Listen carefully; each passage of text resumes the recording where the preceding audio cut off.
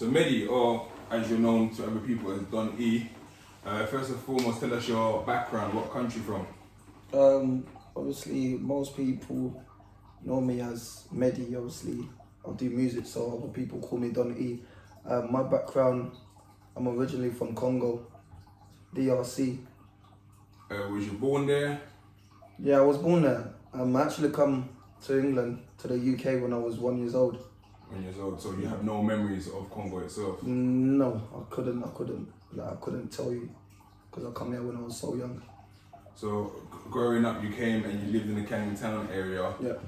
I think you guys have lived in this area since you came here. I don't think you lived anywhere else, have you? Yeah, since we've been here for like 28 years now. Because I remember we used to live in Beckton.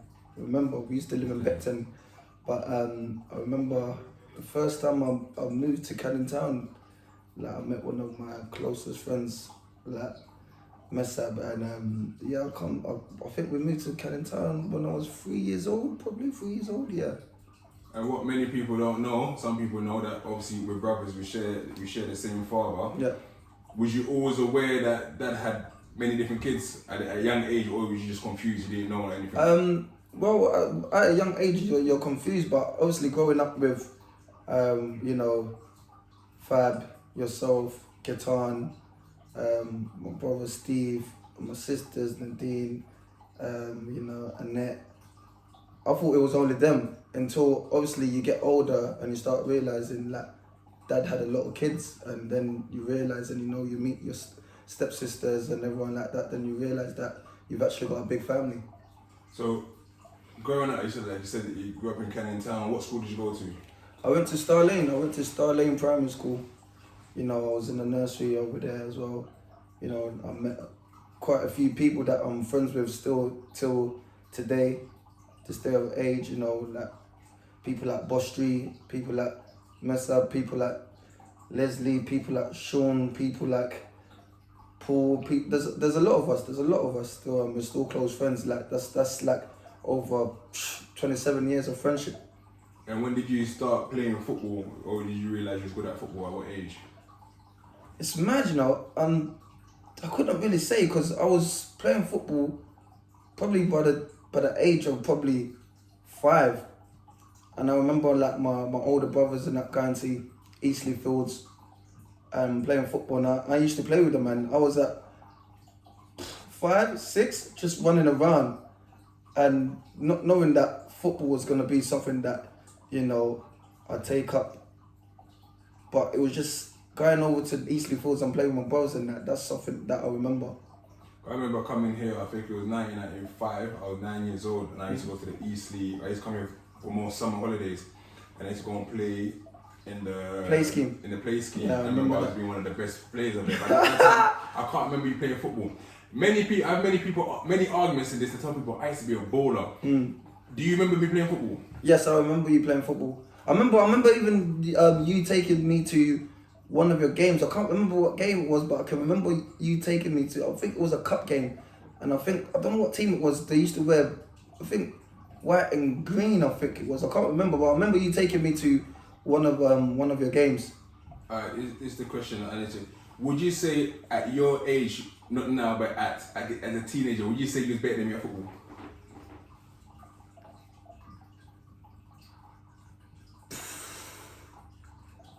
I'm gonna say yes.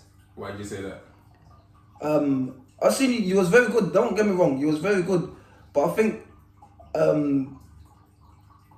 with the skills and probably the technique side of things, technical ability side of things, I think I just edged it. I'll be honest, I actually agree. I told people saying that he was better than me at that age, to be fair, because you had definitely more skills, but I wanted to see what you would say. So, I remember you also used to be into wrestling. Yeah. How much did that play a role in your life at all? Because you was a big wrestling fan. I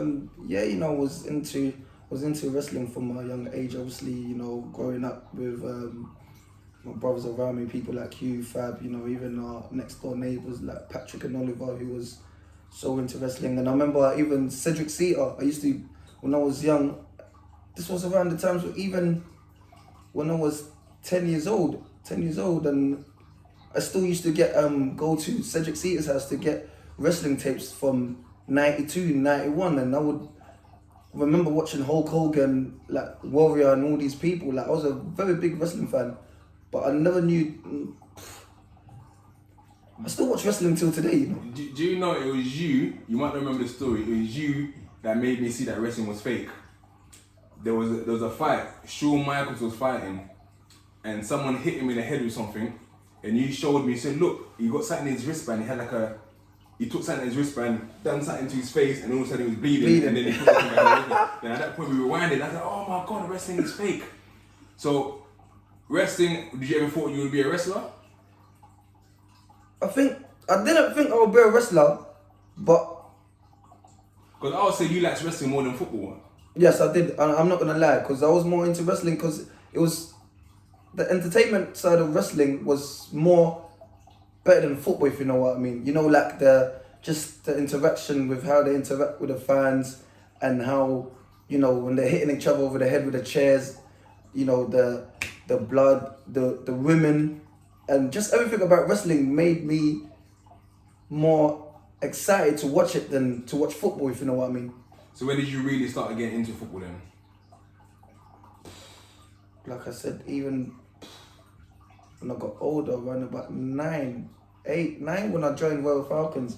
And like I remember you playing football and, you know, you used to show me your things on the newspaper and that being like one of the best players around your borough and that's when I started Royal Falcons. I think it was 8 or 9 and I started playing football. Then I realised how good I was because you know how it is as well with my parents, mum and dad didn't really used to come and watch my games when I was younger. So like, and I used to get, you know, the white parents and other parents to say, "Oh man, you're so good, how come your mum and dad never come and watch you?" And I never had the answer for it. I just used to say, you know, they're busy or they're working, but it was like, it was mad because the love I used to get from other, my friends' parents and that, just from playing football, they say, "You're so good, like how come your mum and dad never come to watch you?" That's the answer, you've answered it there, that they were busy working, because what I tell a lot of people, I had the same situation, that where our parents come to the country where, I mean, we both know dad used to have money back in the day, but obviously come to the UK, he lost his money and stuff, so coming here, people now have to work. So whereas white families would have a sort of affluent job, they work 9 to 5, so that means they've got the evenings off and weekend off. Our parents have to go and do shift work, have to go and do cleaning, have to go and do security on the days that we got football. But you're right there, like sometimes parents wouldn't play that much of a role. But I guess hearing that praise from other people still push you on, right? Yeah, no, of course, and it was pushing me on, and I was just thinking, I must be doing something right here, because people like congratulating you on how good you are, and every time you finish a game, people coming up to you say, "Oh, you're so good," and that, and it did make me feel like, oh, I know what mum and dad to come and watch me play, man. But like you said, I know that mum and dad was busy working, you know, and like mum and dad, like you said, mum and dad had money, but I remember when mum, dad used to give me the last bit of money they had just for me to go training, to jump on a train. This is even when I got older, to Colchester, and like you said, mum was had a cleaning job. Dad was doing his bit when he was still getting money from Congo, because you know dad had a lot of houses in Congo, a lot of businesses, and I remember just when mum used to say she ain't got money, but somehow she'll find £20 to give me to pay for my train ticket just to jump on a train to go Colchester. And I was before we get to Colchester though, like how did that happen? Because me know like say man that it was all because of him. You know what it was? It was because of him. It was. I remember me chilling and playing for Royal Falcons. So as you do, I don't know if everyone goes through this. When I got to 13, 14, it's like I kind of fell out of love with football, kind of thing. Like, cause I wouldn't say even it was nothing to do with the road. That environment where I was from. I just wanted to be around my friends more. I wanted to be around people doing things around London and all these things. Until one day when I said, like, you know what? Get back to football, you know. There's trials coming up. Let me take you. I remember he took me and Vicky. If people don't know, that's Boss Street. That's one of my closest friends. He took me and Vicky to the trial. And I remember my first training session, Adrian Webster, I remember his name like like it was yesterday. He just said, you know what, sign now. After one training session, he said, you know what, sign now. We want you. How old was you at the time? This is when I was 14 at the time. I remember, 14 at the time. It said, sign now. It didn't even wait for me to come like on, because we used to train Monday, Wednesdays, and Friday. Yeah, Monday, Wednesdays, and Friday. And it didn't even wait for me to come to Thursday and Friday. Now, as soon as I went there that Monday, it said, well, sign now. We want you now. And I signed. And from then, it was a wrap. And how was that in terms of the feeling that, oh my God, I just signed to a professional club? Did you even know who coaches were at the time? I didn't. You know what? You know when you're a kid, you only know the Premiership team and some Championship teams because they go, like some of them are yo-yo clubs, they go up and down from the champ. So I didn't even know who coaches. I just knew there was a professional club from the setup, the facilities, how people was wearing their training kit. It was a big difference from Sunday League football from where I was. Like, you know, I went from playing for Royal Falcons under 9s, 10s, 11s. Then I went to Peacock until under 14s.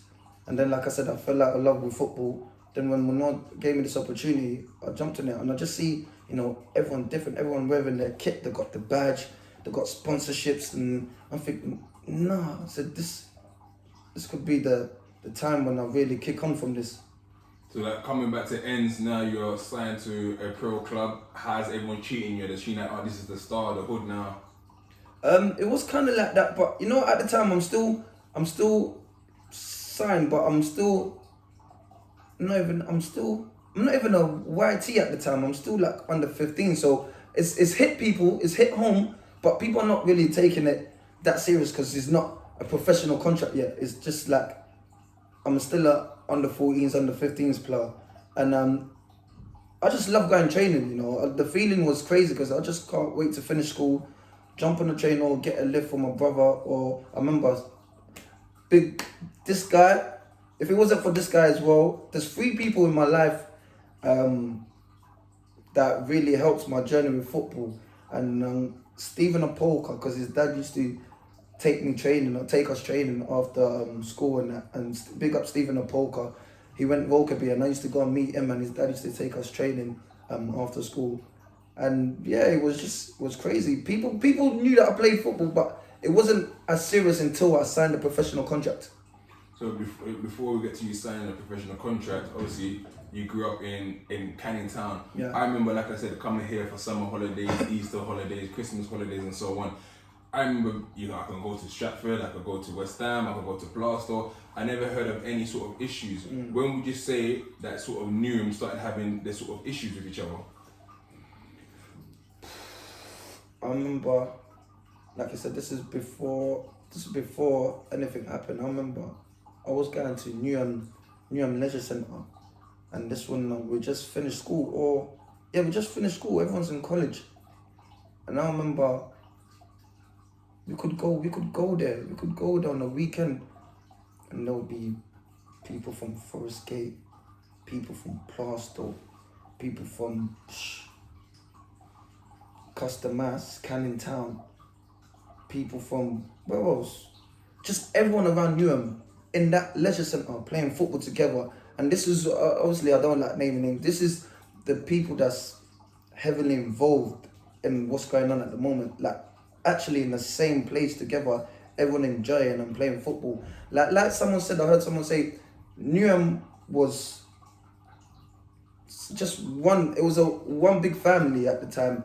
And like, if you did have a problem, it would be like someone said, I can't remember who, I was watching something, someone said it would be Newham versus Hackney, Newham versus, you get me, so-and-so. It wasn't like everyone in Newham against each other, just at each other's throats. It wasn't like that, because everyone used to get along, and everyone used to play football with each other, and that, it was just mad. I guess for you, being from Canning Town and you get along with everyone, and as you know, our nephew is someone from Custom House. How did it affect your kind of friendship and I guess your affiliation? Because you're not someone that was involved in road stuff. You was playing football. Yeah. How did that affect your relationship with everyone else? I don't think it affected my relationship with anyone else, because people who know me. I'm not involved in all of that stuff. Man's a baller, but you know how it gets, just because you're affiliated or you know people from that side, certain people just think that boom, he's involved with, which nah, that's not the thing for me. It's just that because I'm heavily involved with people from this side, people think he's involved. But people who know me from back in the days know me. I wasn't a ball thing. I was just keep my head down, playing ball and that. But it just happened to be that I was from that side of the water or that side of town, if you know what I mean. But saying that, when I spoke to our nephew recently, when I saw him, I said, I remember you being a very good kid. You was like a good kid, like almost like such a good kid. I remember you rubbed my £20 one time. I remember that, and he hit it in the socks. But he turned around and he said, I said, why did you turn back? He said, you know what, I was following Mehdi. But I'm thinking, well, Mehdi was involved in football, so what do you mean you was following Mehdi? So is there times where you started kind of falling astray a little bit? Yeah, no, I'm not gonna lie. Those times, you know, that period when I said I fell out of love and football, around about the 14 kind of age, and I was going around with certain friends. But these times the Newham was still together. These times there wasn't no problem. I was doing things that I shouldn't be, or rolling around with people that I shouldn't be doing, and doing them kind of things that I'm thinking, oh, you're playing football, why are you hanging around with these people, doing things that I shouldn't be doing, and being around people I shouldn't be doing. That's when I thought, you know what, I shouldn't be doing this. And obviously he was around them times as well when we used to go out and do them things, and this is at 15. Obviously I'm still young, I should know better, but I'm still young. Sometimes you have to go through life experiences, and certain things has to happen for you to realise, like, bro, what are you doing? So back on the football thing then, so you then get offered a contract. How does that feel? And how long was the contract for? Was it like a 2-year YTS? It was a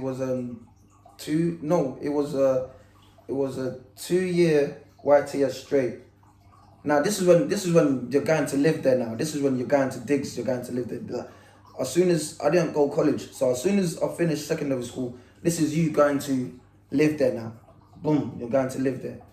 So I'm even excited. I'm thinking, wow. I remember when I left, before I left, it was the 2006 World Cup. And this is the time when I was leaving, so everyone come around my house, you know, was watching the game. You know, Zidane, like France. I think France beat Brazil? Italy. When you didn't hit back the guy. No, but I think it was France beat Brazil first. Oh, I think semi-finals. Semi-finals. And this is when I was leaving. Like, my mum like done something big for me. Like, all my friends come around, we were watching the game. We was even playing football outside. And I remember, like, that was my kind of farewell kind of leaving party. Yeah, and yeah, my mum threw me like a leaving party, and you know, that was kind of like my farewell leaving party thing. And everyone's just saying bye, and I couldn't believe that I had my bags and that packed, because the next day I was leaving, and I was thinking, like, I'm going up to digs, I'm moving out, I'm going to play football, like something that, you know, man loves doing, I'm going to do it. And I couldn't believe it. And when I first got to digs, and digs is kind of weird as well, you're living with a family that's not your mum and dad kind of thing. It's like step family, so it was mad. But when I got there, it was crazy. It was crazy. I remember them just welcoming me in, and they said, like, I can't remember what she said. Something that caught me. She said, like, anything, don't worry, we're here to help you. Like, just look at us as your family. And I was still, because I'm living with, like, white family, like, it's different. Like, I'm around, you know, from my background, you know, certain food that I was eating at home, like, I wasn't gonna get it no more. So I was into eating shepherd's pie. Like, I've never these times I've never had shepherd's pie and all these things. So I'm eating, what's that one? Cottage, I don't know. Cottage pie, yeah. Cottage pie, all these things. I'm thinking, what's this and that? But it's something that took me a while to get used to. But when I got used to it, it was alright. It was alright. And how was it, like, even just living with the family in terms of how you should behave and bedtimes and stuff like that? You know what? It was alright, to be honest. it was just like when we try to, you know, have conversations, it's kind of weird because I'm normally with my family, because I know it's my family, the conversation's flowing, and these conversations will be like stop start, and I don't know how to talk to them. I don't know if they'll get my humour, if you know what I mean, as in a bantering way, if they'll take it like, is he being cheeky or is he being, I didn't know how to act. But other than that, like the lifestyle, I'm going to bed, they said we could go to bed anytime. If we want to go in, just let them know, like they'll save us food, they'll put it in the microwave or in the fridge. But that was actually fine. It was actually fine, the family was fine. So then, after you signed the YTS, now you're going to play, so you got that 16? Are you 16? 16, yeah. So now you're going to play against other teams. Do you remember like one of the best games you had at the time? Like any games that you sort of look fondly back on? I remember leading up games now. I'm playing week in, week out now for the bearing in mind, let's take it back. I'm still 15 and that, but the youth team was doing well. Stephen Apoka and Anthony Wordsworth was in the youth team. The youth team are doing well. I'm 15 at the time, so now I'm playing for the under 18s in the FA Youth Cups and that.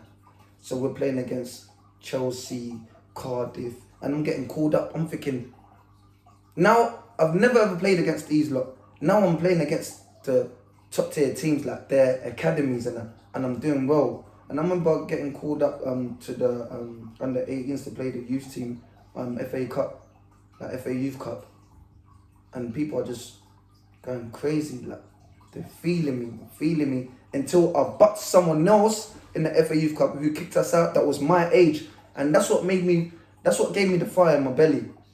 Because I remember this like yesterday. I remember we was beating Crystal Palace. I remember this. That's why when people ask me who's the best player you played against, I'm gonna say it before you say it. Victor Moses. Victor Moses, yeah.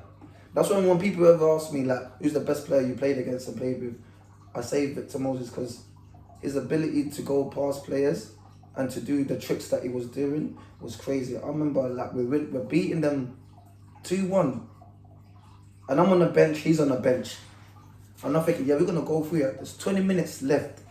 There's 20 minutes left in the game. One of the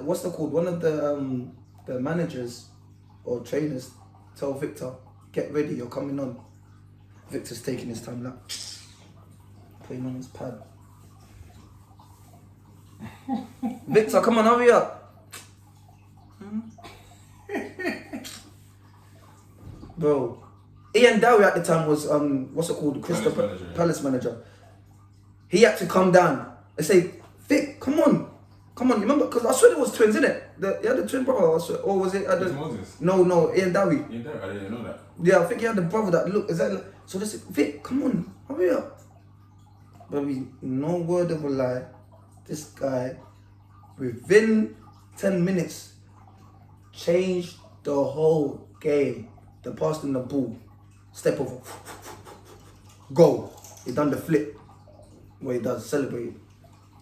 Gets it back, 1-2, play someone in, go. At the end, they beat us 3-2. And that's what gave me the fire moment. I said, you know what? Did you play that game? No, I didn't even come on that game. I said, that's like my competition. One day, I'm gonna play against this guy. I'm gonna be like, we're playing against each other, and it's gonna be out of me and him. Yeah. So going forward from that game, you're playing games, you're getting spotted. How you doing? Are you scoring goals? What would you say was your position at the time? I was an out and out winger. This was me, like Ryan Giggs, but with a bit more flair and trickery. Like the skills I was doing, you know, when you're so confident, like Bobby, you've played football before. You know, when you're so confident and you're just doing things are just coming up for you. You don't even know how you done it yourself. I'm doing tricks. Everyone said, "Oh, you see that trick you done?" I'm like, yeah. But me, I can't even remember what was it. It's just instincts, you know. Like sometimes when you just get on the ball, you see a player there, you just do something without you even thinking. It was second nature to me. And I remember ripping it, like at 17. Now I'm in a youth team But I mean, so-and-so's looking at you. So-and-so's... You know, it's always good when you're a young player, you hear, Tottenham's looking at you. United's looking at Who you. would be telling you those things? Arsenal's looking at you. This is players in my team saying, no, my agent said, look, thing is on you. Arsenal, Ipswich. I remember, I think I was in jail at the time, I think 2007. I remember picking up a newspaper and saying, Liverpool and Fulham interested in Media League. I remember showing everyone the wing, like, oh, that's my little brother. They're like, yeah, that's your little brother, we got different surnames. So at that point, like when you're hearing these teams are all after you, how's that making you feel? You know what? It's nice. As a youngster, I'm 17, but you hear these things, yeah? But you just want to play ball. I just want to play ball. If it happens, it happens. But the older you get, it's like, well, man really wants to go United, or man really wants to go to Blackburn or Fulham and all these things. So I'm just hearing all these things, yeah? I'm hearing it, and then boom. Joe Dunn. During this thing's happening now, that's my first year of YT, like scholar. I go home.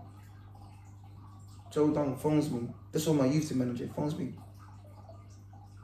No, actually, we was in training. It sat everyone down. I didn't even know this. It sat everyone down.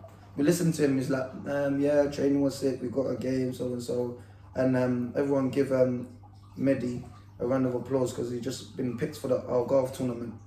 I was like, huh? What's this guy talking about? So everyone's clapping. I'm thinking, what's this guy talking about now? So the Saturday comes now, he pulls me over, he said, yeah, you've been picked. We got the letter come through the club, said you've been picked for the under-17s Algarve tournament. This was in Portugal. We played France, Germany, and Portugal. So you see what in my head, I'm thinking it's gassing. Oh, this guy's a gas man. I come home after that game on Saturday. I come home, mum and dad are jumping up and down. We got the letter, you know that. We got the letter. I'm thinking, oh, what letter? Well, she gave me the letter. I said, yeah, you've been picked for the under-17s Algarve tournament. Oh, now, you see all them things when you were saying when I was 14, you signed the contract, but I'm thinking now I'm still under 15. It's not like I've gone. Now it's coming out now. It's starting to get to man now. I'm starting to feel. I'm thinking, wow, England. Because I remember at the time, no one in the ends, apart from the Defoes, Casey Ashman and all these things, they play football. But I remember at a young age, I don't think no one played for England, you know. I don't think in the ends no one was playing for England except for the older lot. And now we're starting to, wow, I'm at Colchester, you know. Everyone else in that tournament, everyone's at United, Villa, West Ham. At my age group, that's the academies that was running things. West Ham, Chelsea, Arsenal, United. Then you get someone in Nottingham Forest, you get someone from Leicester. But I'm from Colchester, one player from Colchester. I'm with these boys now. That, you know what that means? Like, they think you're one of the best at the moment in that age group. So that's when it started to, bro, kick in. I'm thinking, wow, Mehdi, man, you're doing it now, you know. We go, I remember my big brother Fab, he went to watch the Algarve tournament with my youth team manager, and big up Joe Dunn, because man supported me all the way. And I remember him and Fab chopping it up like they're best friends, you know. I'm looking in the crowd. I'm starting against Portugal. I'm looking in the crowd, I'm seeing my youth team manager do that. He's sitting with my brother Fab, he's chopping it up. He was like, wow, like chopping it up, catching jokes. They went out to Portugal to go. I'm thinking, alright, cool. Man plays. I remember again, like I said, Victor Moses was losing 1-0. I'll go to the bar line. Cross it. Bobby, there was no way, the ball was behind this guy. There was no way this guy was meant to score this goal. He jumped in the air and then, you know the canoe thing? Yeah. It's gone top bins. I'm thinking, oh my God. This is not even Victor with the plastic. This is Victor with a little afro. And I'm thinking, this guy is certain. And you know, if anyone knows who's gonna watch this, who knows Victor, who played in our youth team, Victor never used to speak. He asked Victor. Victor was always like had a screw face. When he talked to him, he's like, Victor would be like this. Look, yo, Victor, you see, yeah. What do you mean? Pass the ball, man.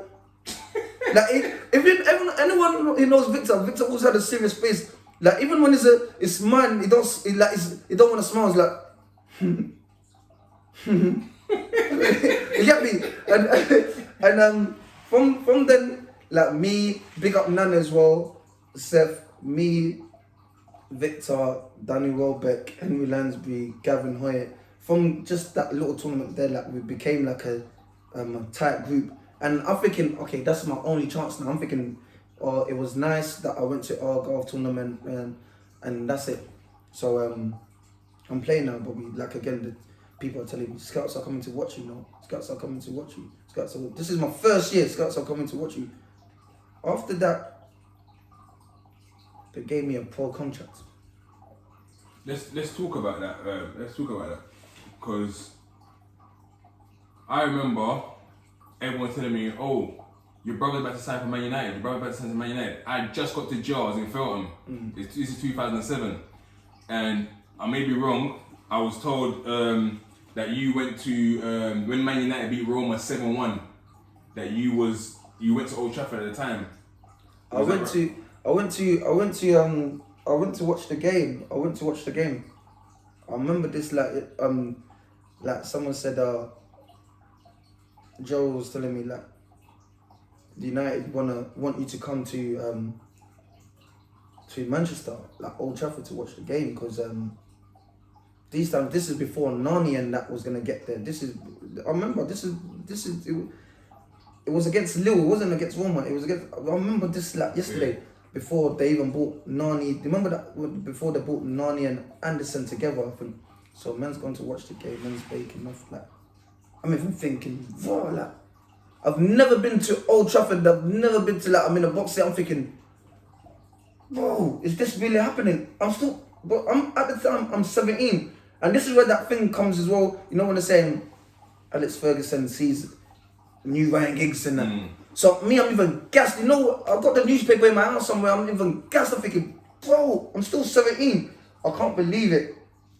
So from then, now Colchester's heard them things, they've made me sign a pro contract, because you know, at the same time, they want to make money off man. Obviously, if I was to go, Man United would only have to pay compensation, which would have been probably 150 grand or something. Because so their tactic was, you know what, Man United are going to come and buy you anyway, so let's sign a pro contract. Yeah. And at that time, did you have an agent or anything to give you advice? At that time, I had an agent, but I didn't really have advice like that, if you know what I mean. It's like the agents saw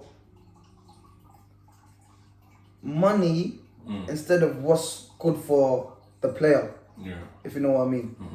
So it was one of them ones, boy, man. When I sit back now, I don't dwell on things for too long. When I look back now, like I look back and I see players that are coming through now, or like I see Danny Welbeck, like he came through the ranks at United, and I see certain people drink water. That's my dog still, and all these things. I'm thinking, imagine if I would have went, where would I be now? I don't dwell in that. I don't look back, because I've had a great career. I've never played in the Prem, but I played like, you know, Championship, League 1, League 2, and Conference and all these things. But I'm thinking, imagine if that deal happened and you was there.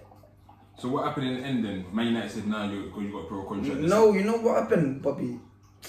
This story, man, like it gets to, man. So I signed my pro, yeah. United still wanted, man. So Colchester now goes on the internet. Colchester goes on the internet and brings out a statement like, I'm happy to sign my. This is not me. This is quoting. This is not me saying. I'm happy that I've got my new contract at Colchester. I just want to play games. I want to stay here and, you know, get games and build myself up. People who know me know that I love Colchester. I'm blue, white and blue through and through. I said, huh? You think that will ever come out of my mouth? White and blue through and through? Who says that? And that's when they're thinking, wow, that's when they're thinking, nah, does he really want to stay? So it was kind of, it was still hot in that, but they're thinking, oh, is this what he's saying?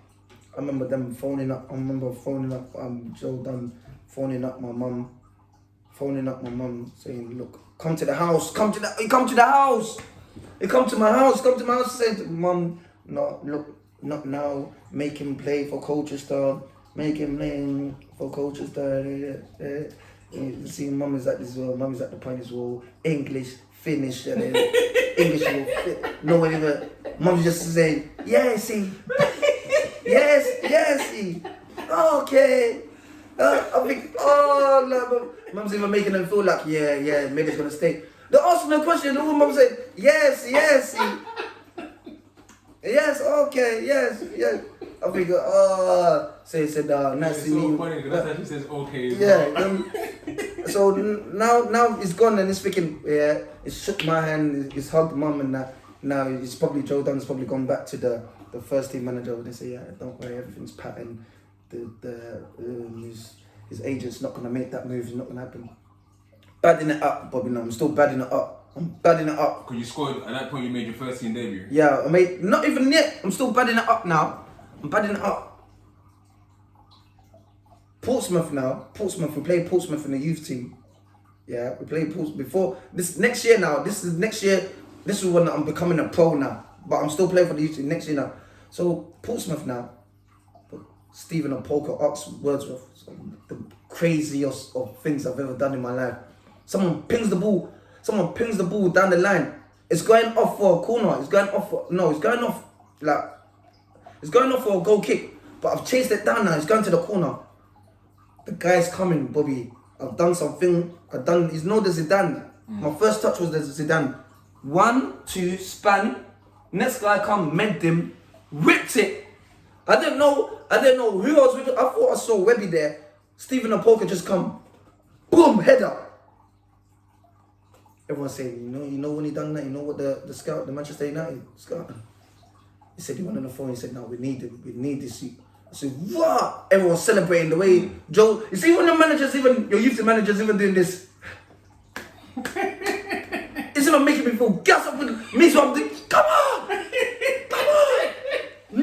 Bro, nah, it was making me feel like, I'm thinking, now I know like what my purpose was, like why I left ends and that. Cause remember I was getting sidetracked and derailed from football. And when these things started happening, now I know like what my purpose in life was. My purpose in life, like I still say it is to make people laugh, is just to enjoy life and to play ball, whatever craft I'm trying to work on, that's what I'm meant to do. So like now I'm thinking, bro, I'm on it now. I'm on it. So that season's finished. So next year I'm going into a pro now. But when I'm chilling at home again, I get a phone call. Mehdi, Leo, say yeah. Like my mum picked up the phone and he said, "Yeah, it's John Peacock's. You've been selected for the thing. You be having a letter coming through. You've been selected for the Under-17s World Cup." I said, "Huh? Bro, see this one?" Bobby, I sat down and I'm thinking, my mum said, "What's that?" I said, "Mum, I just been picked to go away, like, on Under-17s World Cup." My mum, now we see all the train tickets that my mum was giving me and all these things. Now I'm thinking, bro, how she's smiling, she's excited, like, she's happy, she's hugging me. Like, now in her head, I'm thinking as well, she's thinking, bro, all the money that God, like, you see my mum's, like, heavy on this, what's it called, religion. Like, she believes in God hard, my mum prays hard. Now all her prayers are working. Now she's thinking, God, all these £20 and money I've been giving my son, like, is paying off, and she's thanking me, sat down and prayed and that. She could not believe it. The letter come through, like, bro, the tears, like, you know, like some things are overwhelming, like the tears, like, I'm thinking, bro, this is the reason, this is another reason why I do it, it's because of my mum. See, if anyone knows my mum, like, my mum's such a loving and caring person, and like, she's been through a lot as well, and the tears that was coming down her cheeks, it hurt, man, but at the same time, it was like, this is why I'm doing it. And it's not tears that you've been through a lot, man, it's tears of joy. And it just made man feel like, bro, you have to keep doing it, you know, it's for mum and that, like, all this money she's been giving you have to do it. I remember her, we just praying, we sat down praying, and she said, never forget God, and everything you do, never forget God. And I remember, like, now it's time to leave, like, Bro, Bobby, they give me the tracksuit come, the England tracksuit. The big, I'm even thinking like I'm Cristiano Ronaldo. I'm even thinking like, no, the way, you see the way when you see 3-6 when they're going to the, what's it called, they're going to the hotel and their cars come and pick them up from outside. But I'm even slapped on the England tracksuit. I got the bag England. You can see England there. When I'm leaving the yard, I'm making sure everyone sees the car that's pulling up outside. I've got the England tracksuit on. I'm thinking, I'm giving mum a hug and I'm even thinking. I open the guy will come out. You know, like the chauffeur will come out, press the button of the car. These ones, you know, if anyone played for England back in the days, they still do it now. You get picked up in big boy cars, like no joke thing. You get big boy cars. They open up the Mercedes, boom. Everyone's saying, you know, people, nosy neighbours, they're looking for me as well. I'm even I'm putting the thing on, make sure they see the badge you've had in England. I chuck the bag in the thing. I'm sitting there at the back, looking at the window, traveling. We get to the hotel. Oh, Mehdi, how was your journey? We train. And then it's time to leave, you know. Everyone's got their passport out now. South Korea, it was South Korea and Japan. South Korea, Japan, where the World Cup was. So I'm bucking up with new people now. I met Jordan Spence now, Danny Robert, Tristan Plumbers, Danny Rose, Cody, Danny Rose. I'm thinking, I'm sitting now, Bobby, like, you see the list? Like, obviously, Fab and that was looking at the list. You get sent the paper, innit, work to say, like, you've been picked. So when you're saying, wow, Victor Moses, Danny Rose, Gavin Hyatt, Henry Lansby, so-and-so, Joe Matic, thingy, all these big boy players, then Mehdi, Leo, culture stuff. But all the teams you see, West Ham, Chelsea, Arsenal, Chelsea, West Ham, Man United, Leicester, and then culture stuff. I'm thinking, bro, again, the only you from that culture stuff now. So I must have been doing something right, bro. Probably when I got there, the way, when you play for the national team, the way they treat you, royalty, man, is like, can't believe it. You can't go wrong. There's nothing, you can ask for anything, it's there. The way England set up is patterned, bro, it's crazy, man. And how did the tournament go? The tournament went well, you know. I remember we was trying to, our group stage, we had Brazil, New Zealand, and someone else, I can't remember. I remember I didn't play the first game. I come on the second game and the third game, and I remember my first. My heart was beating. I remember saying, John Peake said, "Mehdi, get ready." This was against New Zealand. I think we won 2-1 or 3-1. Get ready. I was beating. I'm thinking, big stadium, you know, in South Korea. You know South Korea. The stadiums there, they love football over there. Big stadiums on TV. I remember all my friends was telling me, because we could get a phone call home, innit, to our friends. Obviously, we had MSN at the time, so there was no like FaceTime. There's no. We had to go internet time quick, like when I was away. MSN, yeah, we see you play, like you. So I remember coming and my heart was beating. But as soon as I got the ball, the first thing I done, a turn. You know, Japanese people, I love them, like the Chinese people, like the Asian people, I love them so much. You see what I done at school? But the whole crowd went, wow. Like, you can hear the old, like, I remember someone slapped it into me. Like, I dropped the shoulder to go that way, I spun, and the guy went to slap tackle, it went that way. The whole stadium went, wow.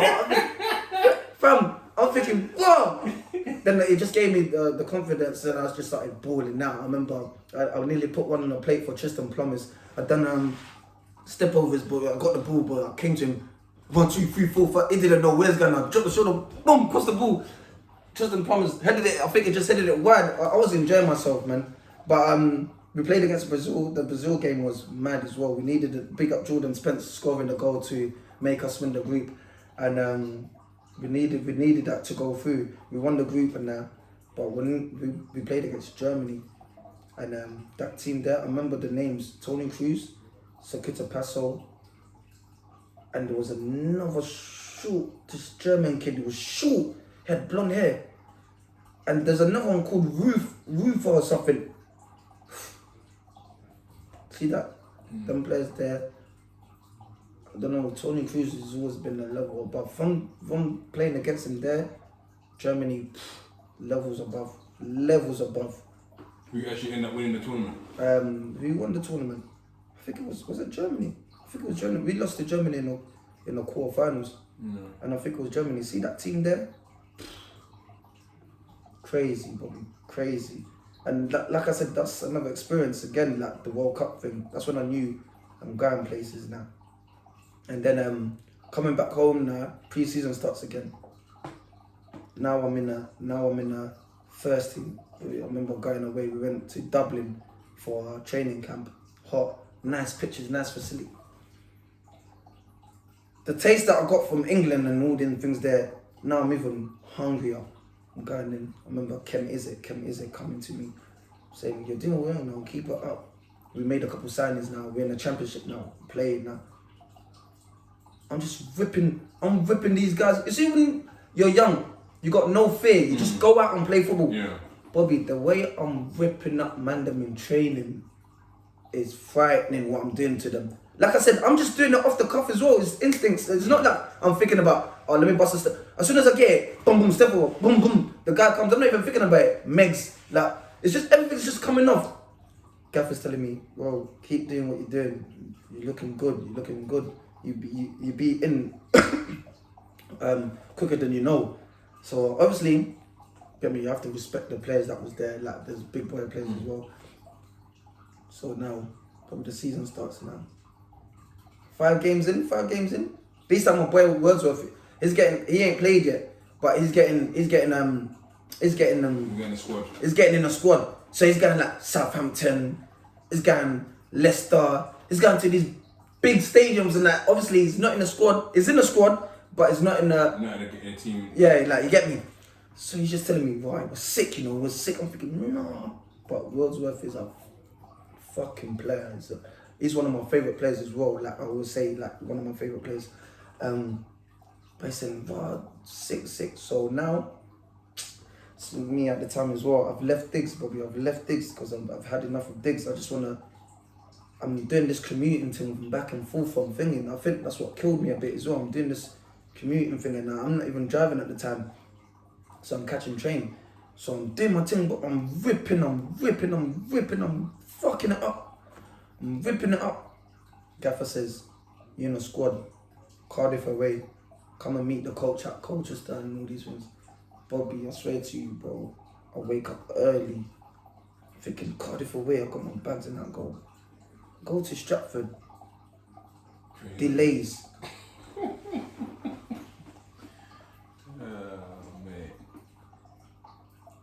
I'm checking the next time. I need to be there at 10. These times I'm up at 8. No, I'm telling you, I need to be there at 12 something because we leave is a night game. So I'm thinking, bro, how am I gonna do this? Like, I phone up my agent. I said, "Oh, Curtis, man can't get to training. No, the trains are delayed. I'm late already. I missed the coach. He's phoned Gaffer for me. He said, listen, I'm gonna take you to the next." Because you know you got stop-offs and pickups in it. I think the next Birchhanger or what's the one I forgot the other one anyway. So he said, "Lisa, I'm gonna pick you up and take you there." He's phoned the Gaffer. I've heard he's on loudspeaker now. He's in the car. He's on the Bluetooth. Gaffer said, "Tell him to fucking turn around and go back home." I said, "Oh." He said, "What can't I?" He said, "No, tell him to fuck off. Tell him to fuck off." I said, "Bro." I said, "Oh shit." These times we got a new assistant in as well. Big kid guy, man. Mickey Adams. I don't know if you heard of him. Mickey Adams, yeah. Waste, man. He's a pussy, yo. I swear to you, I always said if I catch him, man, I'll beat him up, pussy, yo. And if you see this, you're pussy, yo, man. Fuck that, man. So like I've missed. Obviously, I need to get some sort of what's it called, punishment in it. Yeah. So he's told me he's coming now. He's coming and said, "Where to tell like, boom, it's unacceptable. He was in my team and he was gonna play in it. He was gonna be on the bench and come in." And I was like, "Oh, sorry, it will never happen again," and whatnot. And I remember training, you know, and it's time training's finishing it. Mickey Adams has called me. He said, come here, son." I've gone to him. He said, "Get on the line." I'm thinking, huh? He said, "Get on the line. You're fucking doing running." So what do you mean I'm doing running? So get on the fucking line. But these time Gaffer's turned around because Gaffer knew that I had to do some sort of running. But Gaffer can see that he don't like the way Mickey Adams is talking to me. So man's doing the running now. I think it was 8, like box to boxes, like tough ones, like I had to do quick ones. And we stopped. I'm blowing. I'm drinking water. I said, go back on the line. You're doing it again. I said, huh? I said, get back on the line. I said, like, who are you talking to? He said, Gaffer now turned around and said, oi, leave him alone. I said, that's enough. And then he said something to the gaffer. He said, no, I said, that's enough. Leave him alone. That's enough. Go on, man. Go back. Go and have lunch now. I said, you're fucking too nice, you are. You're fucking too. I said, in my head I was thinking, shut the fuck up, you pussy, yo. You know them, you see, I don't know if any man that's played football has got them kind of managers or assistant managers or coaches. So he's one of the ones, yeah. You know, if he was jumping off the coach and his car was done, man would come up with a hoodie and just bang him. Boom in his face. You know, no, probably the way he was talking to certain man, I wasn't feeling. So I've done that now. Obviously, they've sacked him again. They've sacked him now. He's gone, innit? So I've got a meeting with the chairman now. She was a girl at the time, Marie something. I forgot her name. Brought me upstairs now. She said, Mehdi, listen. You're gonna play against Ipswich. She said this to me. She sat me down. She said, Mehdi, please. We cannot afford you to be late. We can't afford for you to be late. We can't afford for you to be late. Can you please come on time? Make sure you're here. We got 17 scouts coming to watch you. They've been phoning up, coming to watch you.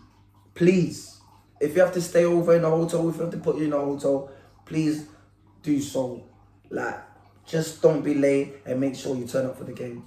I'm thinking, Marie, listen, what happened with Cardiff won't happen again. I'm going to come and play. I'm going to make sure I'm there. I come now, game time, Newport. This is the first time seeing a Leo on the back of the shirt. I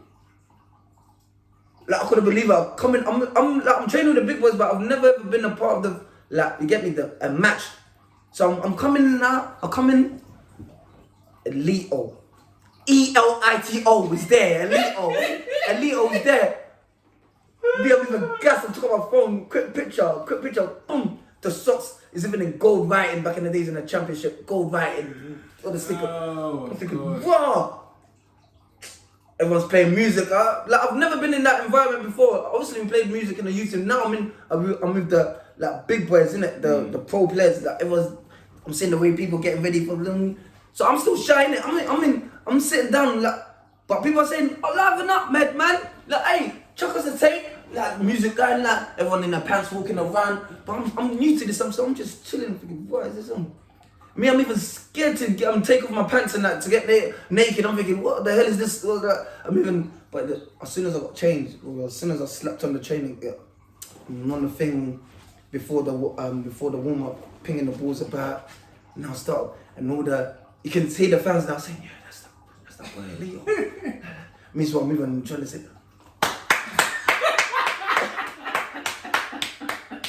You know, you see in games that, when the camera's on you and people are watching, they say, yeah, Leo's. Me, I'm even stretching. Me stretching now. And then when we're playing the keep ball in the sessions, I'm doing my thing, everyone's good. So, boom now. I think I come on second half. I done my thing, the fans was clapping. Said, this guy, he's good, he's a good player, man. Young boy, but it's good. You see me, I'm thinking again, that's me out the squad. That was just a little taster. Cardiff, home now. We do the team, the team shape on Friday.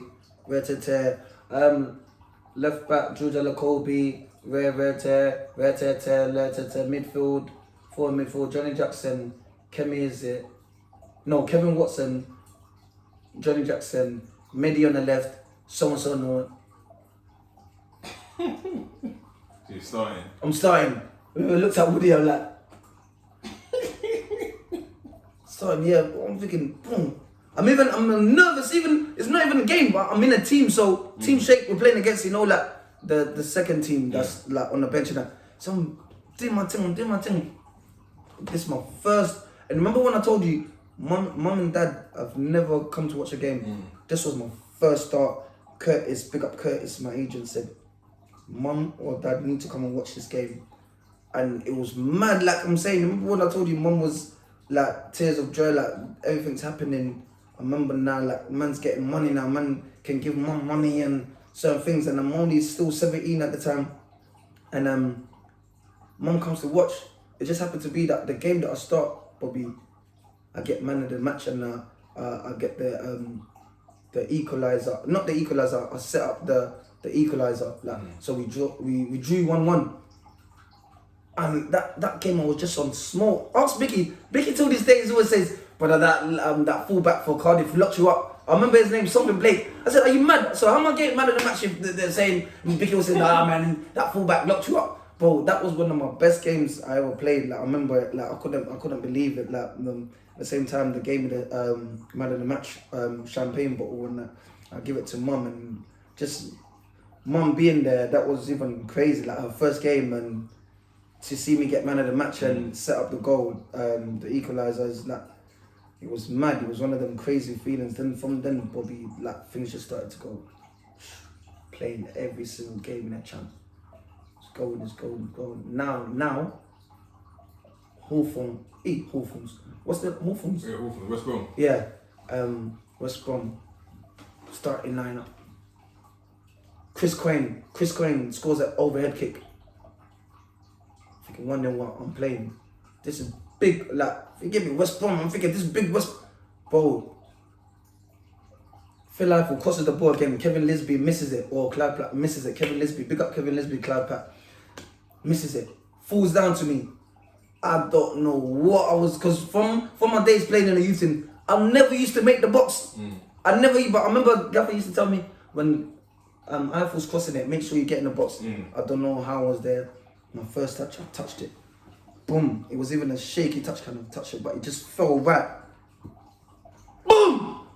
Top bins. You know, like, I've never scored a first team goal, like, I just started moving mad. I started celebrating. I started running like this. I think you can still see the goal on YouTube. Like, I was running like this. Then you can on the what's it called, on the video, you can see, oh, Leo, still 17 years old and scoring goals like that. Bro, I was just... And that was when the championship used to be on ITV. Yeah, ITV. I remember the next morning, because they used to shoot on a Saturday and then a Sunday morning. Yeah. So I remember a guy before church, one's in prison. I remember I got the Many scored today. I cool, so watch this. I remember that crazy in the wing. It was sort of lying, man, because at the time they're like, you always say you know everyone. I said, that's my brother. Shout out, that's not your brother. I didn't feel to get that goal. It was, you see, like, I've been banging goals for the youth team, like, but nothing. See that moment there, no one can ever take away that moment from you. I don't care if you go on and scoring your first ever goal, you always remember that. No one can take it. Was like everything, you know what I'm saying about for Mum and everything, it's like everything you work towards, and leaving the ends and leaving things just to play for football was just, everything started just falling together. Everything just started happening. It was crazy. I couldn't believe it. I said, man actually scored, you know. But we lost that game 4-3. Like, I was thinking, but man actually scored big. Now the word is even, now the United thing is even getting even more now, because I'm playing first thing. It's not youth in football. It's first in football at the age of 17. And then, you know what? I remember that. You know, remember I told you when I see Victor Moses do that thing. He said, bro, I want to be like, not like him, but I want to be on that level. You get me? Because I remember he scored against the week before. He scored against them, and they won. Palace beat West Brom. I said, bro, if he can score, I can score. So my man went away. Done my thing, played, bro, scored, moving mad. Now all of a sudden, like my clique, when we went away still with England, now the clique is like me, Henry Lansbury, Victor Moses, Thingy, like Nana, big up Seth, Gavin Hoyt. There's a few of us now, so we're just chilling. And I remember one time I had to share, I don't know if it was Ireland, I think we went Ireland for some competition, and I was sharing with Victor. That's when I got to know Victor properly, like, and well, the connection's just been there. Like, it was mad, like the chemistry as friendship and the banter wise, it was mad. But like I said, Victor still Till today, if you see his interviews, he talks the same. He don't really like. He don't really want to talk. He talks like this. Yeah, you know, yeah. Like he don't want to talk, but yeah, man, everything started to fall into place, Bobby, and bro, until you know, like there's, you know, whenever things are going good, there's always something goes on. Like Gaffer got sacked and that. Yeah, I was gonna say. So where did it go all wrong? Because I remember saying this boy is gonna be a fucking star. Like Man United, I'm gassing in jail. I'm like, yeah, Man United want my brother. And so where did it all go wrong? When our Gaffer got sacked, because when Gareth Williams got sacked, we brought in AD. Is that AD? No. I'll tell you the story. You brought in Paul Lambert. And Paul Lambert then left to go to Norwich. And then that's when Eddie Bruford came. And then he left to go Coventry. That's it. You see, Paul Lambert. Another pussy. Another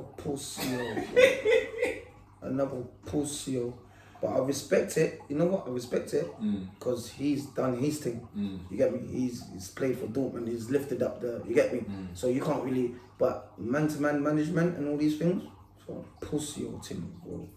I even asked. I was talking about it to Woody today when we said, you remember when he wanted to have a fight with all them, Ian Cobrahouse, Gary Carza, and Paul Lambert. Bro, I was gonna swing at them. Like I was gonna have a fight. Everyone was stopping it. Like, he had the attitude, because he's done it, it thinks everyone should know how to do it again. It don't work like that. You should be like, bro, man's done it, so I'm going to show you lot how to do it. But he didn't have patience, you get me? But I thought he was only doing it to me, but, bro, he done it to big players like Johnny Jackson. He throws a couple people out, which he wasn't like, just changing in the next room. When other people finished eating, we're going back out to do running. Like, it was mad. And Bobby, I'm 18 now. 19 now. I've played so much games in the champ now. I played a couple games in League One now. And bro, these times the teams are still ringing like Tottenham, Sheffield Wednesday. They're still up, man. But now, man's making man look like a looker man. Is making man train with the kids. And this is not just me, you know. Like I said, it's Johnny Jackson, a few of us. And I'm thinking, I'm young, so imagine coming in trading every day, Bobby, yeah? And you're running. I remember the other guy, Phil Eiffel, you're running every day, you're running. Like, man can't take it. I'm a kid, so I'm thinking, yeah. Like, I'm saying, bro, I can't do this no more. And I said, fuck this. I said, fuck football, man. I'm going home. And I remember my mum saying, oh, what are you saying? You meant to? Because I was living in Colchester. I said, oh, why are you back home? I said to Mum, I can't do it no more, man. Like, bro, it's getting to man, like, getting man depressed enough. Every day I'm going in training. I can't play football. I want to play football. I want to train. I'm running. I said, fuck this. I didn't go into training for 2 weeks, Bobby, man. I stayed at home. Like I said, fuck it. If they find me, you can find me whatever you want. I'm staying at home. Like, when I look back at it now, I said I should have been a bit more professional and stayed, as in, like, know how to deal with it. Because I remember Phil was saying, bro, no, trust me, it's only going to benefit you because you're doing the running. Don't let them break you. But I'm still, because he's been a pro for so long, he's been at Tottenham and he knows how to deal with it. I'm still young. I'm thinking, bro, what's this for? Man ain't even done nothing. I remember coming from the back of that tournament, like the island thing. He knows that man's come from international duty. So I'm thinking he's feeling, man, like, of training. He said, yeah, like, he's feeling. And then all of a sudden, bro, he's freezing man out. Like, I can't believe it. Like, bro, then I heard that, you know how things happen, just God works in mysterious ways anyway. There's something come out that him and Joel Dunn had a little argument and he's done something that people don't like, so he's been sacked now. And now Colchester said, you know what, we want you to come back, we want to give you another 2 year. We're not giving up. I said, alright, cool, another 2 year. But in my head I was thinking, so all these times when this was going on, don't try to act like you didn't know that this is the way man was treated, man. Or it's like you didn't know, like you was like, get me oblivious to it. And I said, no, we didn't know how it was, trust me. Like, this is the chairman talking now. We didn't know how it was, like, want you to come back, you're one of our, like, you get me, what's it called? What's the word I'm looking for? Prodigies. Yeah, like talents and all these things, want you to come back. So yeah, man went back and man signed a new 2 year and I started playing again. Then AD Buford come with the kick it thing. The kick it thing was not my thing. Long ball. Yeah, long ball, going up. Big up though, big up Coyote or the J. Like, that's my brother and that. And yeah, nah man, it was just, that's when it started going downhill. Then the long football wasn't for me because he wanted people to run, ring. Oh, I'm used to playing football. And from then, yeah, that's when things started going downhill. And then, I guess the contract ended. Yeah, the contract ended. And did they try to renew it or they just said, nah, that's it? Yeah, they said, no, that's it. Because I wasn't getting any game time. And it was mad. You know, like, I had an argument with AD when AD Buford left, yeah. Imagine this, like, listen to this, bro. They sent me on loan to Cheltenham. Yeah. My first loan to Cheltenham, like. Bro, I badded it up that year from when I was 19. I badded the whole thing up. Like, that's why I'm still interested in these times. I'm still 19. I badded it up the whole league. League 2 at the time. Them Chesterfield and all that was in the league. All them Rotherham at the time. Badded it up. I'm scoring, I'm assisting. Like, I'm taking the piss. I'm just running at man. Like, trickery, running. The next season comes down. Dagenham's gone into League 1. So they've been promoted now. And they're in the same league as Colchester now. So they sent me, oh, go on loan to Dagenham. Bobby, like, listen to this. I've badded it up. I've gone to Dagenham now. Badded it up. First 3 games, goal. Assist. So I'm badded it up for that month now. 2 months. So what does that prove to you? I can do my thing in that level. So why when I come back, the manager's trying to tell me, because it was a manager at Cheltenham before, he said, go back on loan to Cheltenham again. And I said, no. I said, that's a dickhead thing. I've just shown you. told me, go and do your thing in League 1. I've showed you what man can do. Why am I going back on loan to Cheltenham, League 2, when you're in the same league as Dagenham and I've badded it up? And you know, like, people have been telling you, Medi scored again, Medi's assisted. Like, you get me? Now I'm just thinking, you got something against man. Why you want to make man, what? You know that I can play. It's proven that I can play in this league and that. So I said no. He didn't like it when I said no. I'm not going out on loan. I'm staying here. If I'm gonna fight, he didn't like it that I was talking back to him. I said, bro, it is what it is. Then I'm staying here. I'm not going on loan. I'm not going on loan. Man showed you that man can play. Then you get me. Then, you know, now managers can be a bitch sometimes. Like, they just start being spiteful and that, not making you play and all these things. So yeah, man. From then, man just went cut out because Dagenham was doing well. Man went to sign for Dagenham. And how was the contract over Dagenham? Yeah, contract another 2 years. Yeah, another 2 years. And I think was that out by jail? I think I was probably out of jail at the time. I remember that time you're probably playing for Dagenham more and you're getting goals. You're in the. I think the championship used to be still come on BBC One after Premiership. After Premiership. After Premiership. And how was your time at Dagenham? That's local, just the A13 from Canning Town. Bro, you see, I've had my best times at Dagenham. You know, Dagenham, like you said, I was getting goals, assists, and even going like from. It shows like when you work hard, even though you're in League 2, whatever. When you work hard, even Norwich was coming for man. Norwich coming for man. Dagenham was moving mad. The asking price was mad, and I get it. The club wants to make money, but think about your player, because that's putting Dagenham on a map too, saying, wow, Dagenham's got players. Like, look at, I can give an example, people like Dwight Gale. Like, there's people that's moved on from Dagenham to be good players, great players, proven goal scorers and a champion in the Premier League. And they were just moving mad at the time. I'm thinking, what, let the kid go to thingy. And when that happened, I spent 3 years at Dagenham. And when I didn't go Norwich, you know, you start to think, bro, I'm 24 now, man. I'm 24. When is that move gonna come for me? Even though I'm thinking, I know I'm good, but bro, people are just declining my thing. Like, so I got angry and I said, you know what? I wanna go abroad, because that's when the VVV Venlo thing come about. How did that come about? You know, they was watching my games and you know, I had pick up Obi. You know Obi, innit? No. Obi, man. Rock Boys. Yes. Obi's got. Shout out Rock Boys, man. Yeah, Big shout out Rock Boys, Zuma, man. Chucks. Come on, big up all of them. Big Obi and that, man. And yeah, he said, "Whoa, we got a team there, you know. The only that come to watch the game, patterned it, Obi looked after, man. I used to go Obi's house like more times all the time and like talking that, patting there. Said, yeah, I want you go. I remember at the time even to tell my girl that I'm moving away at the time was mad because we basically just got together and like within that year kind of like, and shout her out, man, shout her out. She was upset, man, but she realised like, bro, it's man's job, innit?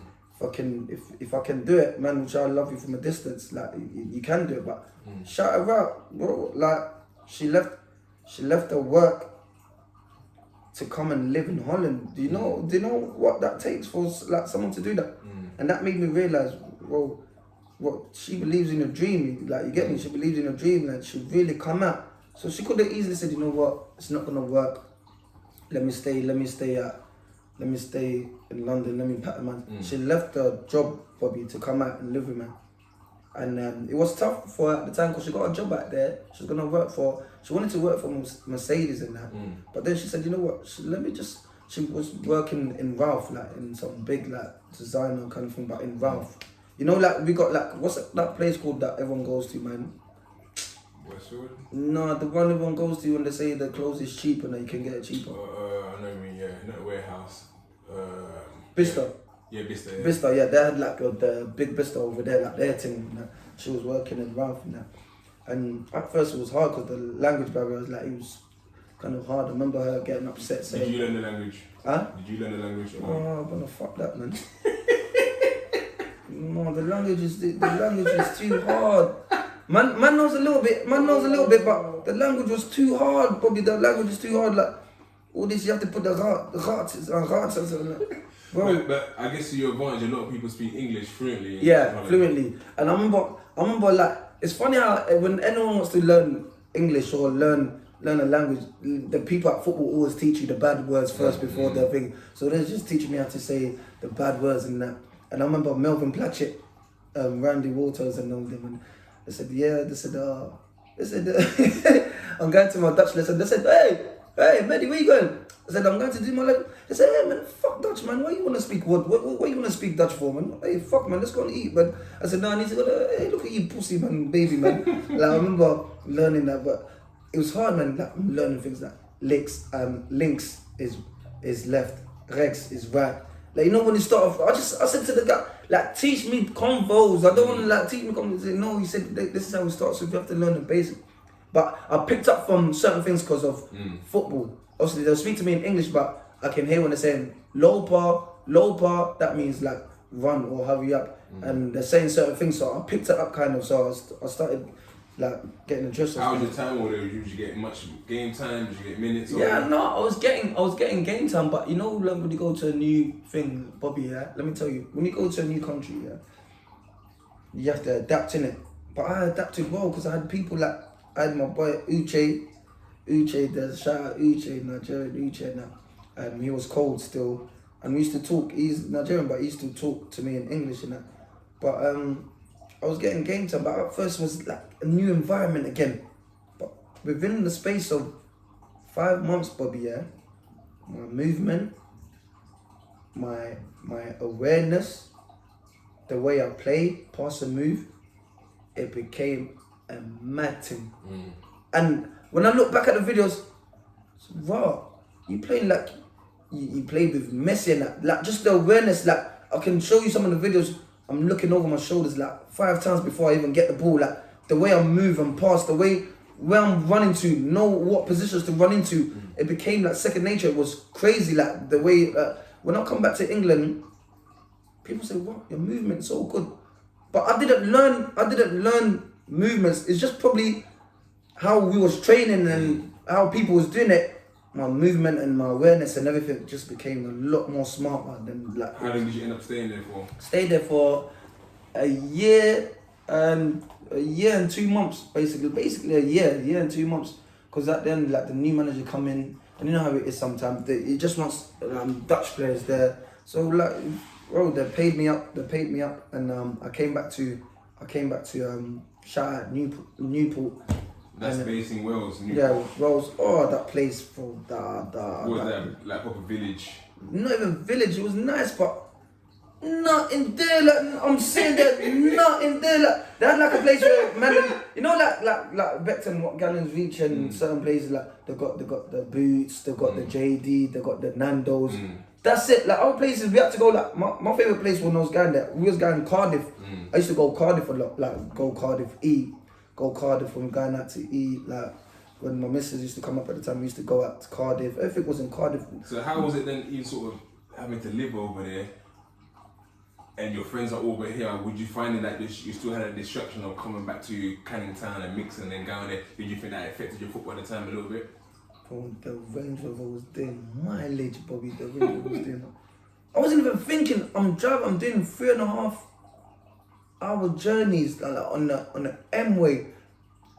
Cause I know it was far, but cause I know I can go there like in the car. When I used to stay around the house, and or stay around mum's house when I come back, or stay in the house, this house. I used to be like, bro, I need to leave 5 o'clock in the morning to get to training at 9:30, 10. 5 o'clock in the morning. These times I'm listening to Magic. I'm even nearly falling asleep at the wall, but after that my eyes are burning. Like then when I get to training, I train. Then I'm a person that whoever knows me, every time after training, I need a nap. I need at least 2 hours or an hour nap. But yeah, but it was mad. Like I said, yeah, I knew my friends was over there, so it was easy for my friends to, for me to go home and come back. But then I stopped it for a while because I thought, bro, it's too much, man. It's too much mileage and going back and forth. Or sometimes I used to, you know what, big shout out Zach Ansar, man. Bro, that guy, cool brother, so down to earth, man. Zach Ansar come on loan. So what we used to do... He's the one from SC Dons? Yeah, Zach Ansar. Bro, you see that guy? Clean-hearted brother. I love that guy too much, you know. So we used to leave our cars in Wales. If we're playing in London, because we're going in London, we stay over. Then we used to get the coach. The coach from, where is it? The coach from Victoria, all the way to Wales. Like that's even 4 hours, probably 3 hours, the stop-offs and that. It was mad, but we used to do it, just slap our headphones in and bake off. Then that's a way that, and it was only like £15, £12. But like these days, if you're getting on a training that is costing you £70 and all these things. So yeah, now like that's what we used to do, and bro.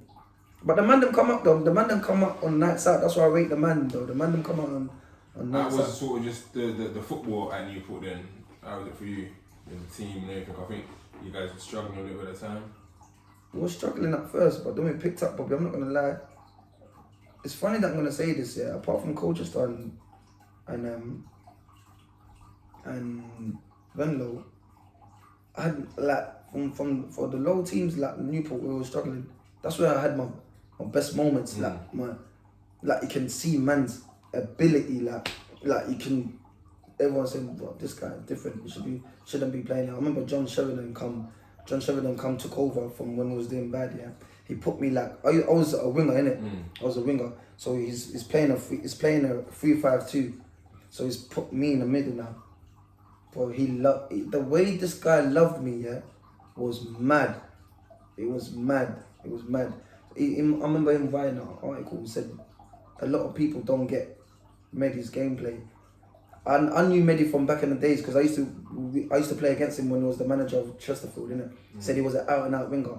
But the position I got Mehdi in now, it's a role. That's the role where Iniesta and Xavi and them. Was it number 10 or just number 10, like in the midfield, but in a free, like floating. Okay. Said, well, Mehdi shouldn't be playing at this level.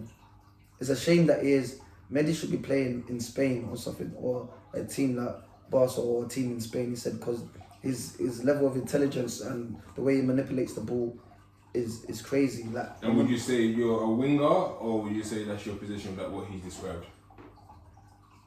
I'm not gonna lie, but like I said, man started out as an out and out winger. I would have said, if you asked me 5 years ago, I would have said out and out winger. Today and 3 years ago, I said that role in the middle, like number 10 and that. Wow, dangerous. So you end up leaving Newport anyway, and then where did you go to next? Newport wanted to give me another contract. I was even meant to go Luton because we played Luton last game and we needed to win that game or get a point to stay up to stay in the league. And I remember we was losing 1-0, but Suleiman got the goal and made us that. I remember that game. I ripped Luton. I asked my boy JD Janoi. His uncle's has got one of the shares in Luton. He said, you know what? You know Luton on you mad. You know they said what you done to them. Well, onto you.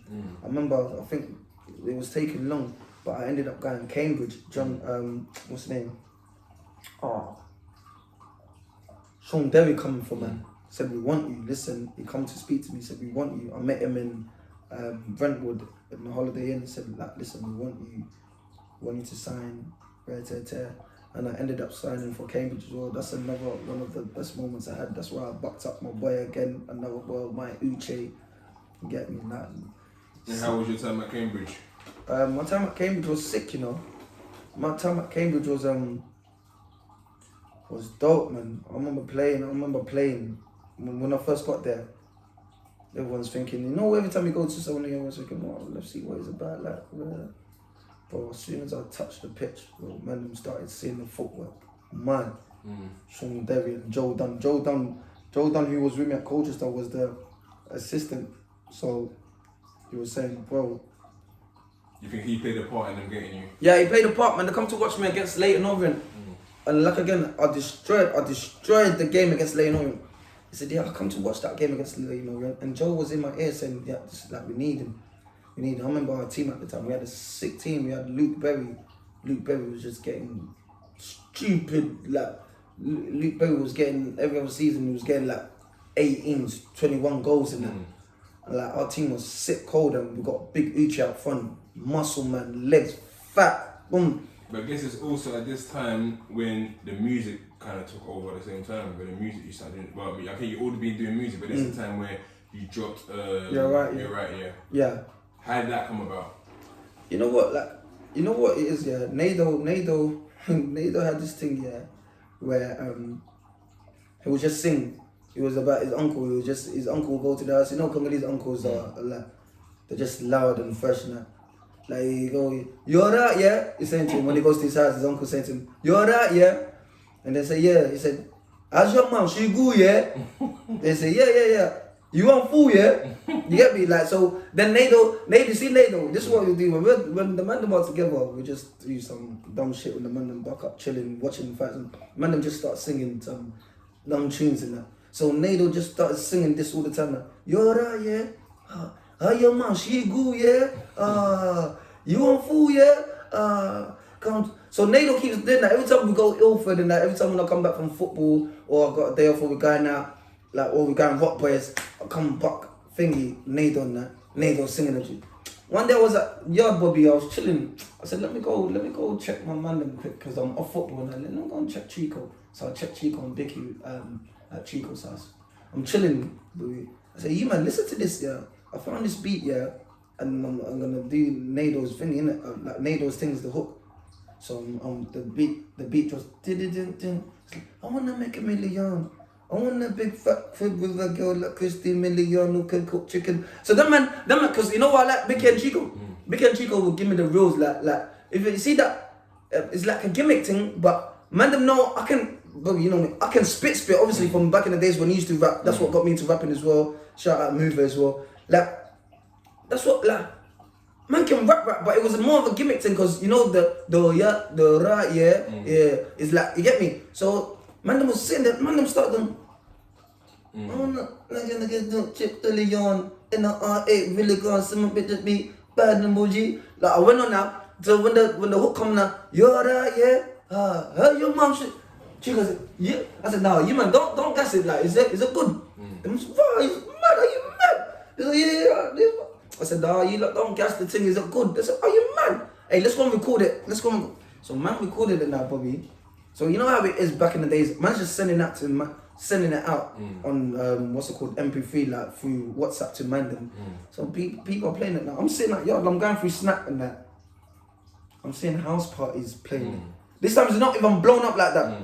Nah, you know, like, so it's even making me smile as well. I'm thinking, wow, man, I'm actually playing a tune, is it?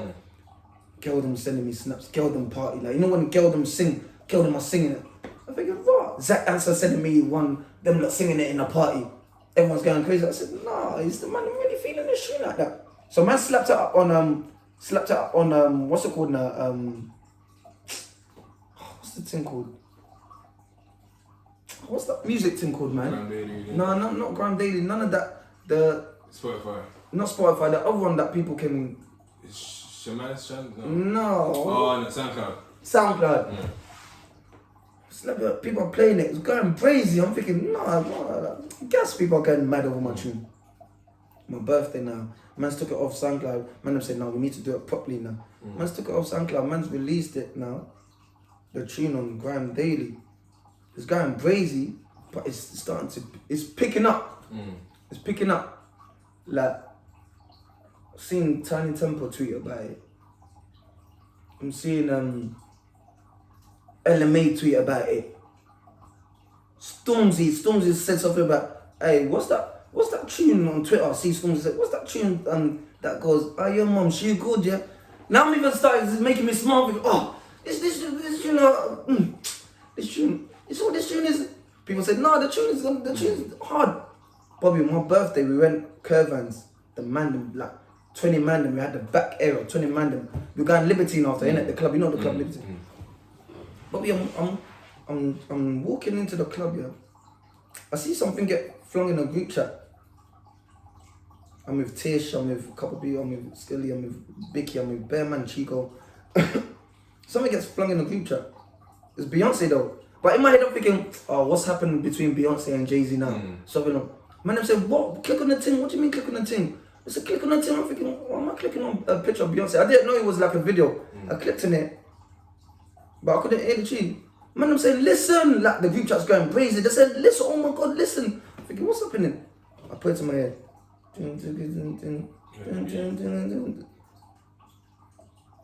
Look at the man. I said, nah, man. Someone just done. They said, go on Beyonce. This is what I'm going in the club. It's my birthday. I'm trying to enjoy myself. They said, go on Beyonce's Instagram now. I went there, Bobby, like, bro, I still get goosebumps now, bro. I went on the thing. I can hear the beat. I said, wow. Everyone in the comments like, don't eat Nado, don't eat Nado, don't eat. I couldn't believe it. That's one of the best feelings ever as well. I come like scoring a goal and dinner. It's one of the best feelings ever. I couldn't believe it. Did you ever get a message from Beyonce or anyone like that saying, "Oh no, we're using this beat"? Or no, not even. I won't even want Beyonce to message me saying, "Oh, can I use a beat?" Because it's Beyonce. Whatever Beyonce is gonna do with that beat, it's just gonna it's gonna push man's thing anyway. So it's not even about like her team was like, well, that's Beyonce. Like whatever she wants to do with that track, do it. Because whatever she does, it's just gonna push man's thing and. It pushed man's thing in a way where, bro, I couldn't believe that the tune was gonna be that big or get to a wider audience like that and go brazen clubs. And then Backchat used it, and then from then it just was shutting down clubs in a way where I couldn't believe it. And how was that feeling? If you compare that feeling to making your debut for the first team, Jeez. or performing that tune on a live stage for the first time.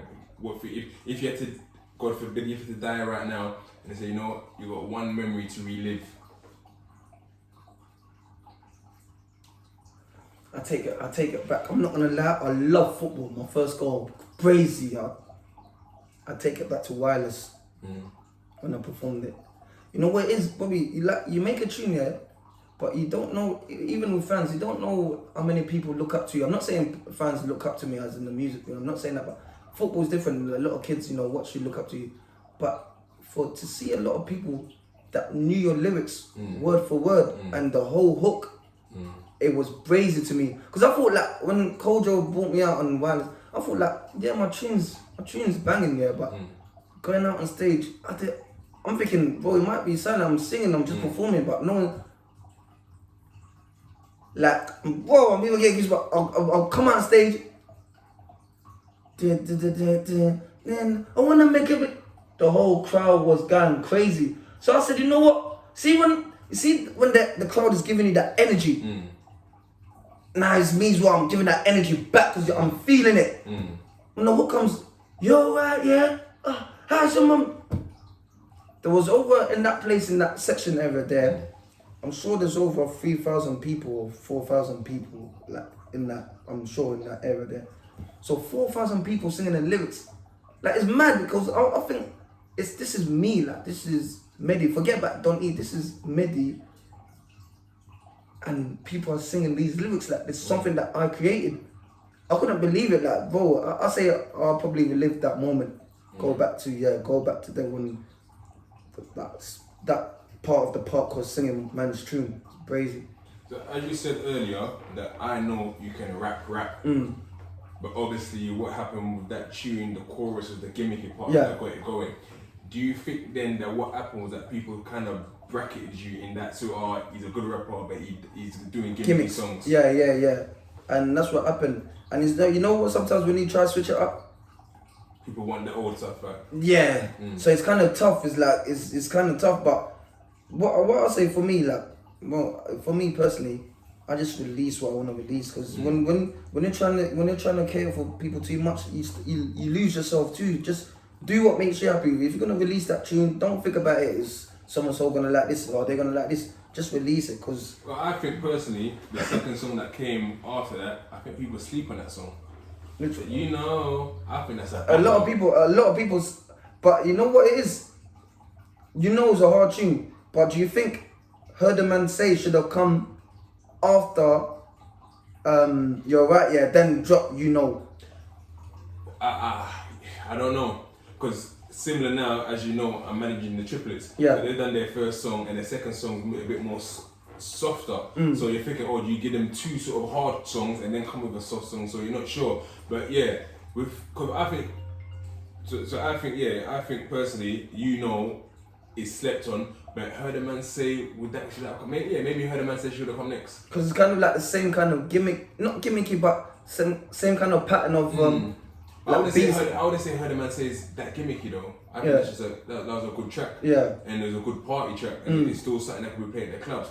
But I think people slept on You Know, and by the time that came about, what do you think that lost the momentum for you? Do you think? And also, as I'm your brother, I'll always be honest with you and never lie to you.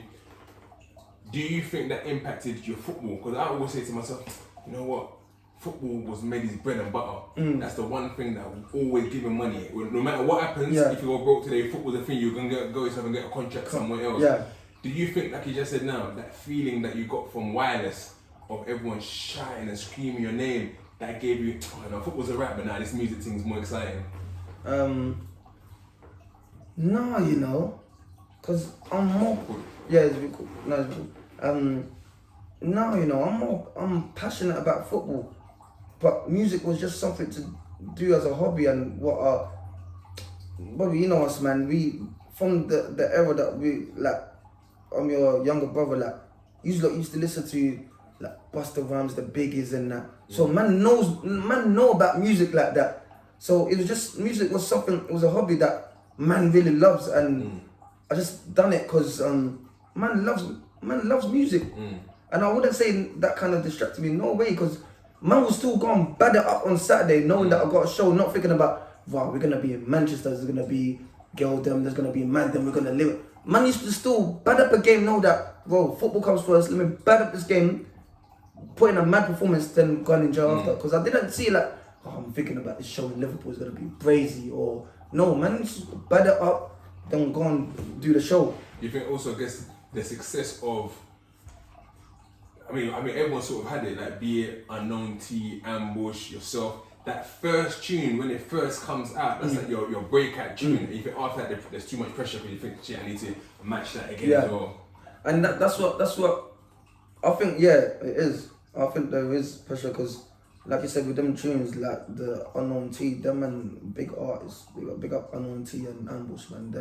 Man's always gonna make a banger, but that's what I'm saying. Is the people that in your ears or the people you're around that will say, you need to do another like You're Right, yeah. You need to. Oh, it's not always do another You're Right, yeah. Because the way it come, like naturally organic. You might make 3 tunes that's not the same, but it's gonna come again. Like it was just something out of the blue. So now when people are telling like what you said now, people are thinking, oh, you need to make another banger. But you're thinking about, let me make it like you're right. So now you're putting too much effort into the thing instead of just letting it happen. Natural. Yeah, you get me? That's how I see it. So what's the future in music now? Is the thing that where you're still doing it as a bit of a hobby, as a something you say, you know what, let me sort of, cause now you've taken the mask off, so just talk about let me rebrand and maybe come with a new focus. And why did you take off the mask as well? Oh, that was because of branding purposes, just like little perks and things like, you know, when Adidas want you to do something for them, like they used to say, or Puma, I think they used to say, it's hard to kind of market a guy with a mask kind of thing. So that's why we thought, like, if we get in these three things and they want us to do certain campaigns, why not take it off? And yeah, that was one of the reasons. And with that, it's not even a rebranding thing. Man's got. I was saying to Vicky and that, whatever happens, like, you know me, I've been inconsistent with music, and it's gonna be hard to get not the fans back, but people listen to your music again because you've been out for a very long time.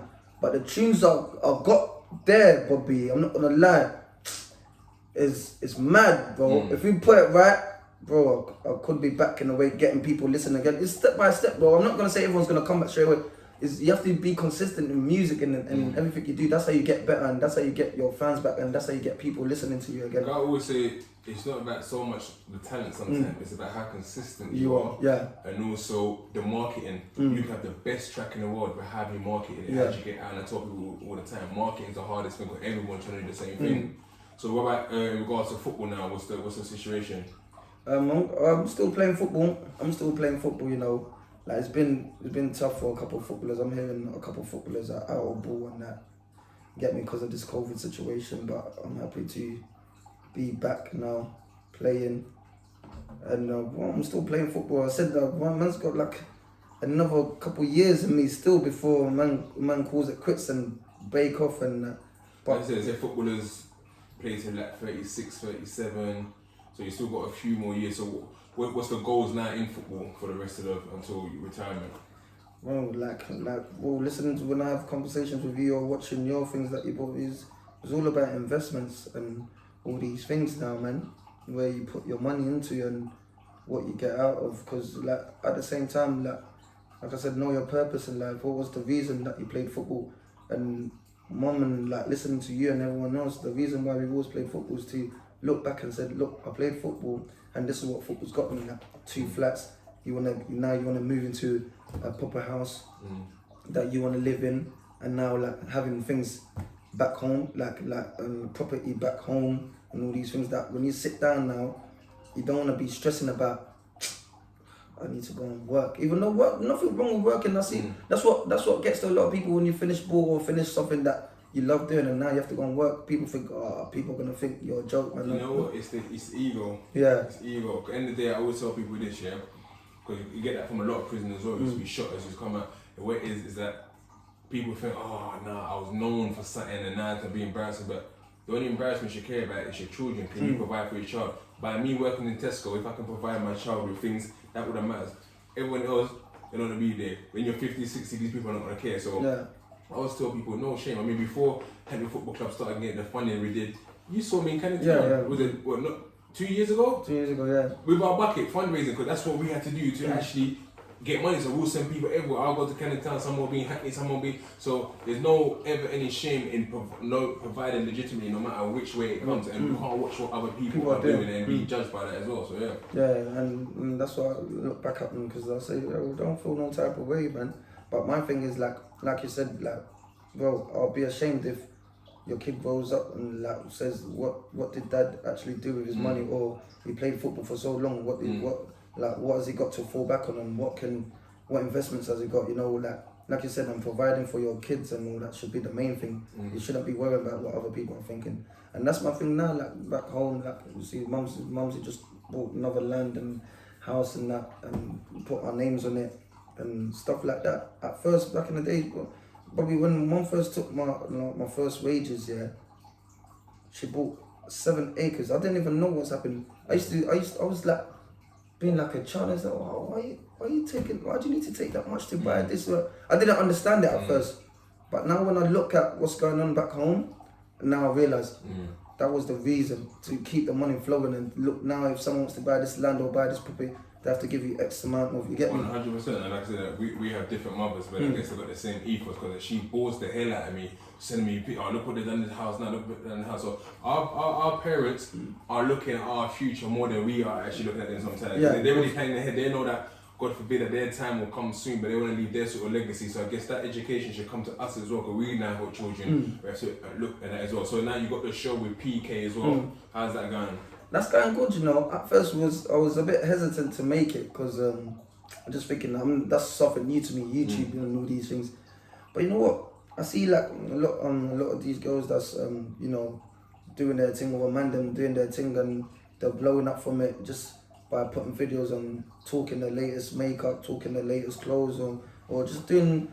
And if you look at the likes of Chunks, Young Fee, they've got the bags, easy meals, they're all getting that as well. You get me? Even to the extent I can say my channel getting it to 50k, which is going to be posted on as well. That's just extra income that comes, passive income that just comes from me doing a video, and then I can do other stuff as well. So we're trying to think outside the box, basically. And we uploaded the football thing not too long ago, the first football thing that we done.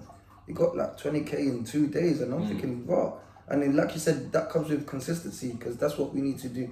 Know what time the show's coming out, know what time the shows and the things coming out. Just keep it rolling. The more consistent you are, the more people you're gonna start having guests coming on the show. Yeah, like, that's what we're trying to do. Like we got so many things patterned. Like it's crazy. And I say, you might as well, if you're gonna go do something, I always say to people, don't do it half-hearted. Like, just if you're gonna go, do it. I'd rather you go like head on and flop than be like half-hearted and don't know what's happening. Yeah. So any last words, I guess, first to the young people in Newham? We saw last week a 15-year-old boy was killed in Canning Town. So any last words to the youth of Newham and on like seeing your journey and what they should be doing themselves? You know, like everyone's journey is different, but I'm saying if you got something you believe in and something that you're looking to work towards, whether it's football, music, being a doctor, a teacher, anything, just go for it, man. Like you said in the last story, like don't care about what people think, because at the end of the day, bro, you came into this world by yourself. You're gonna leave by yourself. So just do what makes you happy and focus on yourself and focus on your career. Make sure your family's right and the people who's around you that love you are right, and just take care of yourself, man. I want to say for the young kids that it's so easy to get caught up in the midst of these like gangs and, you know, chilling with crews and that. It's not the way, man. There's only 2 ways. You either end up dead or in prison, and God forbid that's what's gonna happen. But bro, just if you're in schools, just keep your head in your books. If you're playing football, if you're doing any type of sports or doing anything, just keep to it. And the graft is real, man. You're gonna get what you get out from it. So if you put in the hard work, bro, you're gonna reap what you sow, for real.